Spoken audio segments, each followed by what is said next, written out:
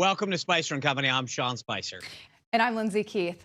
Well, it's official. Joe Biden has selected Kamala Harris as his running mate. The Biden campaign updated their website to show both candidates earlier this afternoon. The California senator will be the first black woman to run on a major presidential ticket. But first, we've talked about this a lot, Sean, but now it's really happening. Seattle is moving forward with defunding the police. Yeah, I can't believe it. It's where we are in America right now. I just don't recognize what's happening in some of our cities. Yesterday, Lindsay, the Seattle Council voted 7-1 to slash funding to the police department, and the chief of police has now resigned. Yeah, that's right. And if you're wondering if the violence there hasn't stopped either, if anything, it's gotten worse, Sean. I mean, take a look at this video from early Monday morning. You can see these rioters attacking an Amazon store. And get this, reports say that protesters were using sledgehammers there. Yeah, Carmen Best, we've heard her name a lot. She's the Seattle chief police. She emailed her resignation to fellow officers saying, in part, I look forward to seeing how this department moves forward through re-envisioning public safety. Best spent 28 years at the department. Let's bring in Georgia Congressman Doug Collins to talk about this. Congressman, welcome back to the show.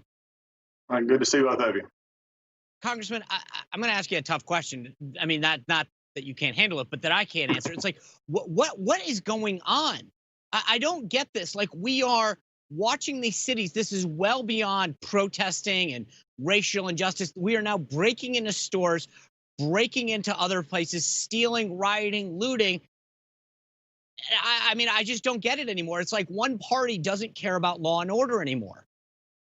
Well, it's faithfully true. I mean, the Democrats on the Judiciary Committee where I serve, Democrats in Congress in general, I mean, when do you bring a sledgehammer to a peaceful protest? I mean, when does that become the standard gear for peaceful protest? Oh, sledgehammers, industrial fireworks, lasers to shoot at the eyes of the police and the marshals. Those are just things that you don't bring to a peaceful protest. And we got to stop lying to ourselves. The Democrats and liberals have to stop lying to themselves. Re-envisioning the police force means giving them the training they need, the tools they need to actually keep us safe, not re-envision them out of a job where you have this kind of stuff going on all the time. This is not the world that most people want to live in. Nobody wants to go to bed and say, you know, I want to be unsafe tonight. I want to be able to not walk down the streets of my city because I have this utopian vision that we'll all just get along. You can see what happens in that kind of a vision. People are misusing it, and they need to be stopped.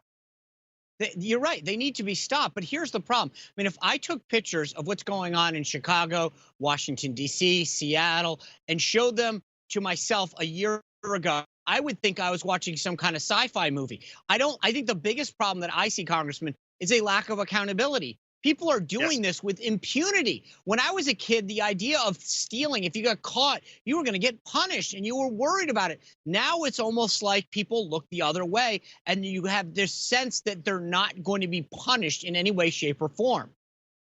Well, you look at it, it goes back to an old saying that when everybody does what's right in their own eyes, then they become their own judge and jury and they believe they're free. The actual truth of that matter is that was when society as we know it breaks down. Everybody has a responsibility to each other to act in a civil way.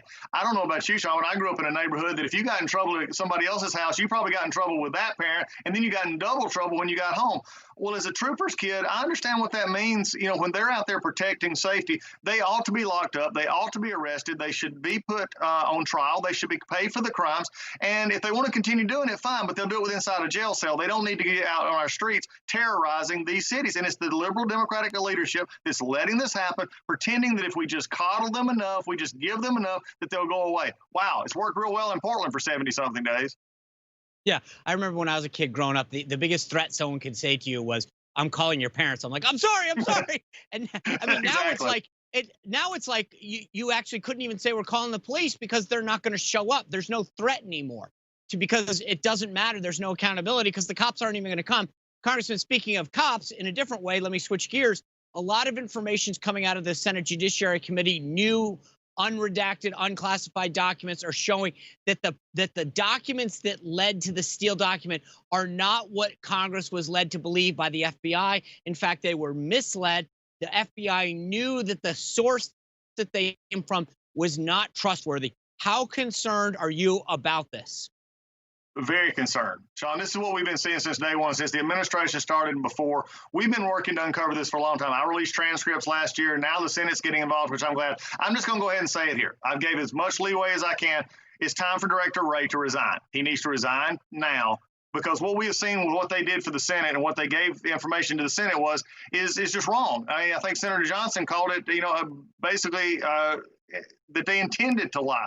If that be true, and what we're seeing in these documents have been released, it's time for Christopher Wray to go. It's time for somebody to actually get in and actually implement the changes that the Inspector General called for, and go even further so that we can actually have a time in which we can trust the FBI again to function in the order in which it's having. And also, not just what you talked about earlier about these rioters in the street. It's time that the ones in the Department of Justice who did this stuff are held accountable as well. And undoubtedly, Christopher Wray doesn't want to do that. So now it's time for him to move on. Can you imagine if we didn't have directors of national intelligence that we do now, that were willing to declassify these documents? Everybody would be getting away with this. It's unbelievable to know that if we didn't have these people in place, those documents would stay classified and nobody would know the truth. Congressman, I want to shift gears one more time on you, because you've written a bill to hold China accountable. I want to know, like, here's the thing, and I've been bringing this up all week during this series. What can we be doing? Because there's a lot of talk. You're one of the ones that's actually trying to get things done.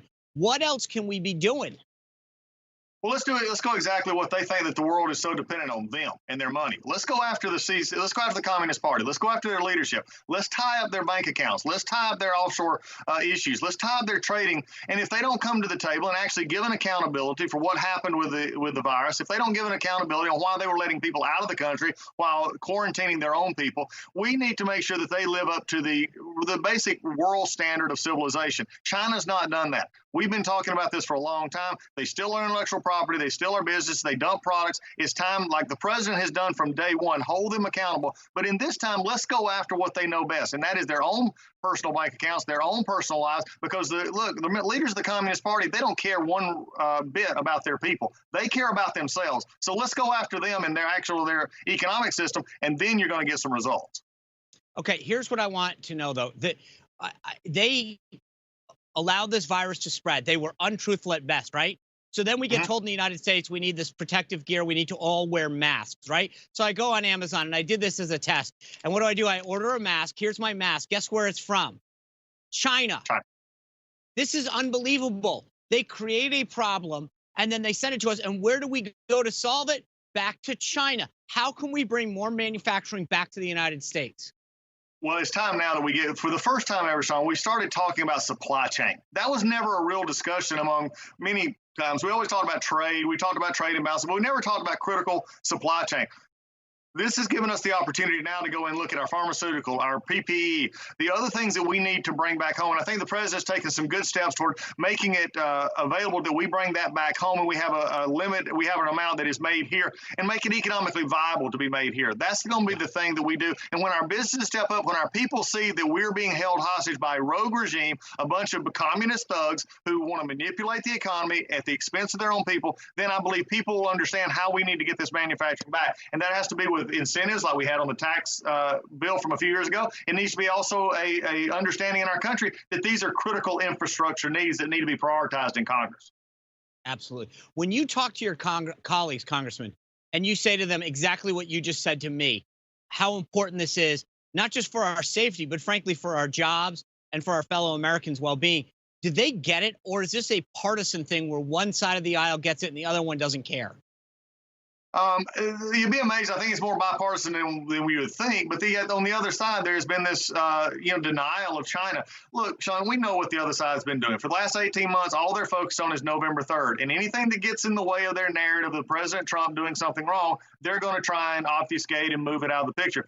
But I want to tell you this. When you look at this and you look at what China's doing, President Trump has held them accountable. He's brought them to the table, and he's also laid out a plan for America that we get this infrastructure back where we get it. That critical infrastructure has to be here. But I'll tell you one thing, yes. If anybody's actually, China would be interested in Joe Biden, I guess Hunter Biden might get even a better deal under the Biden administration. But that goes back to the problems we saw at Justice for a long time.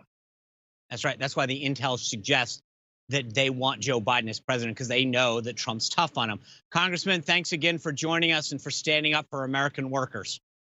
It's always good to be with y'all. Y'all take care. You bet, sir. All right, coming up, we're going to continue our series, The China Threat, with a whistleblower, Chinese scientist, who says the communist regime concealed information about COVID-19 before it became a pandemic. Her knowledge forced her into hiding, but she's speaking out now and she's joining us next. Plus, later, the Trump campaign's move to name their preferred moderators for the presidential debate. Was it a head fake or a smart move? And former Trump executive assistant Madeleine Westerhout is here to talk about her time in the Trump administration and her new book. Stay tuned.